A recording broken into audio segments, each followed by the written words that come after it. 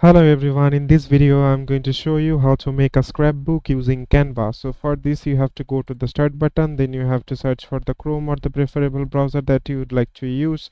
After that you have to simply type in www.canva.com in the search bar, and once you search it, here you have to simply type in the scrapbook from here, and after that you have to simply click on enter. And here you can see that there are lots of options that you can take from here, and also you can create a blank scrapbook by clicking on the plus icon from here. Please note that there are some premium version that for those you have to purchase the Canva Pro to use them, and there are some free version as well.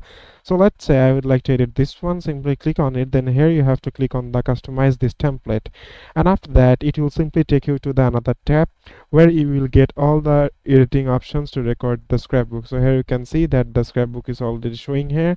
Just choose any of the section from here and you can also edit it. So for example, you would like to resize this, and here you can see that you can also resize it easily.